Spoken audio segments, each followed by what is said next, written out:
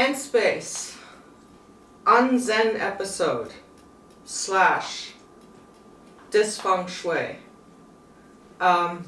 Today I would like to talk about Dis Feng Shui and how it fits in with the practice of Unzen, because very difficult to practice Unzen if you're not also at the same time engaged in serious Dis Feng Shui. And much like traditional Zen contains ikebana, flower arrangement, and Zen gardens and bonsai trees, so does Unzen have its own aesthetic practice that's connected to it. But in this case it's much more difficult because it is much more chaotic and is intended to look chaotic. So here's an example of a very nice Dis Feng Shui arrangement, which gives the appearance that it naturally grew to be in this beautiful state of, shall we say, disarray. There are a bunch of brushes here, of course. Particularly interesting are these, which are, as you can see, completely melted and yeah, pretty much I would say useless, but they're so pretty. It's really, literally, I hope this is visible. It's so great. Actually, what these start out as, probably the cleanest one of them right now, looks like this. There's several of them. It's maybe visible. There's actually 3, and this is the cleanest one. And what this is, it's vegetable oil, actually.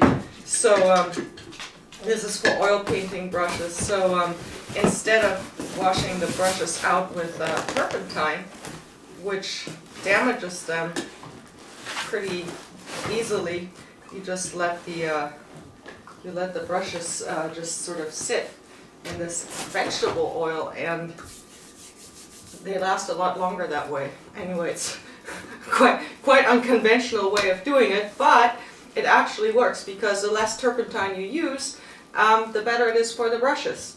Now, even the best of vegetable oils eventually it turns into this goop. This is amazing. I love this so much. It's one of the most beautiful things that I actually own, and I actually own not that many things, which is also part of the practice of Dis Feng Shui. Essentially, it requires that you have a disregard for furniture, shall we say. So I, for example, have only bought 3 pieces of furniture in my entire life, like living, quote-unquote, furniture: a mattress and 2 bookshelves, and that's it. I bought desks, and I bought a bunch of easels, and somebody gave me a comfortable chair to sit on, because otherwise I just sit on the cheapest folding chairs that you can find, because I just really don't care. I don't give a shit. Yeah, so I live in my Dis Feng Shui space, which means I live in my place of work. I live in my studio. One could call it that. So there's no there's no living room. There is no there's not even a dinner table.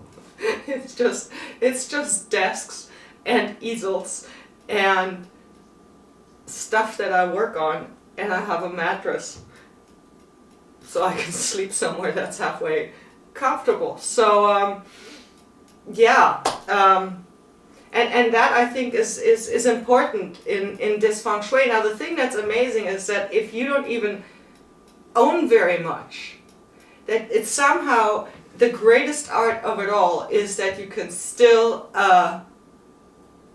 make it extremely disorderly and messy.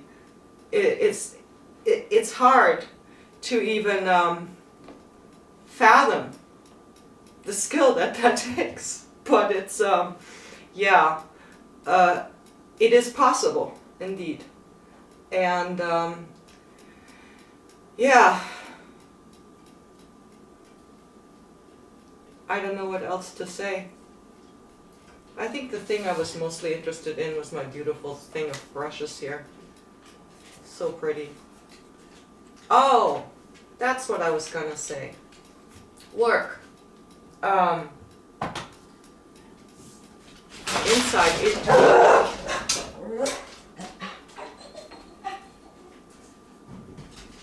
Okay, so I'm actually probably gonna just cut this. I'm gonna pretend like I just cut it. Maybe I'm gonna cut it. Okay, I'm back. I think I just cut this because there was a disturbance which I had to interrupt, which almost looks like it might happen again, but hopefully it will not. So let's see. All right. Okay, the disturbance has been dispersed, and I actually might be making the first cut in all of these episodes, episode 7 of N-Space. In this case, just a reminder, this is about Anzen and Feng Shui, and I left off when I got rudely disrupted. I left off by being reminded by my goopy brushes here that I was going to talk about work and how that fits in to the Anzen practice, because it is very connected with Anzen. Work has everything to do with Anzen, as a matter of fact. And just like in regular Zen, it's the activity that is meaningful. It is the actual moment of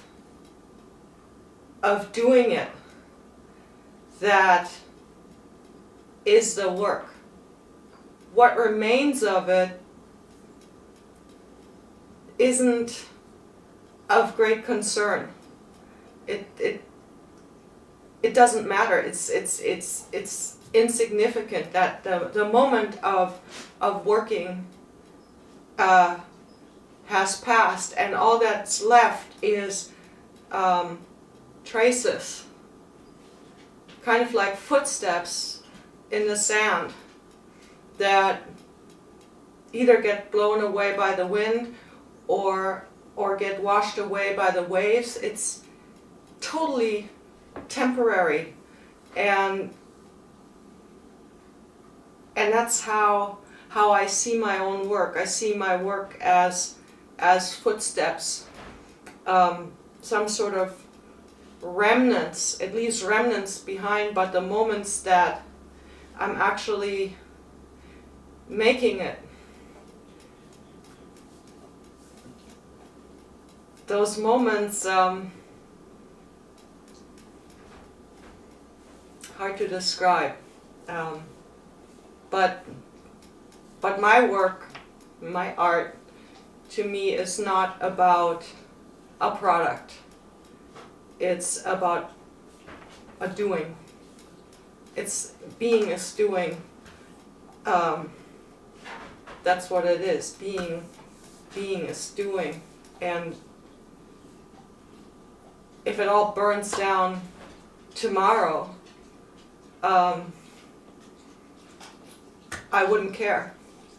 In fact, there literally have been several instances in my life where I have literally burned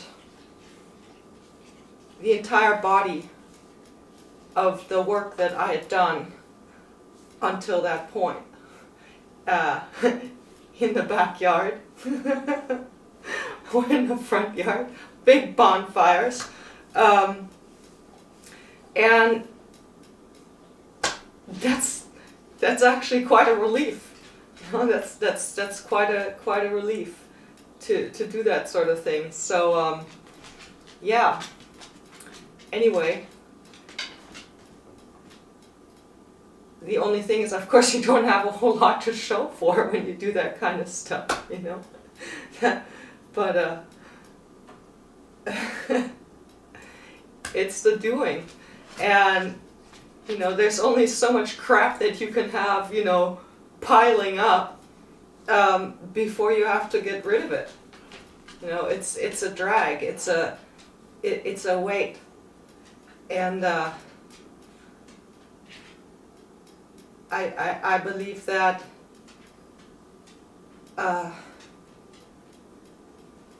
one should always be able to leave anywhere with everything you need fitting in one suitcase. And that too I've done.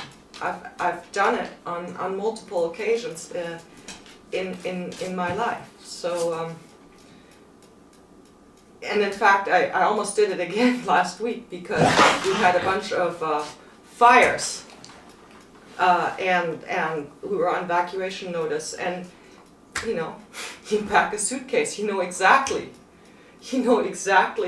what it is that you need to bring, and that's just how it is, and that's what you do. And I've moved my entire life 3 times, one suitcase each time. So attachment to things, no, not so much. Not at all. Attachment to achievements, no, not so much.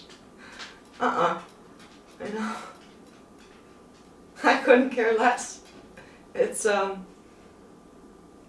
it doesn't, none of that matters.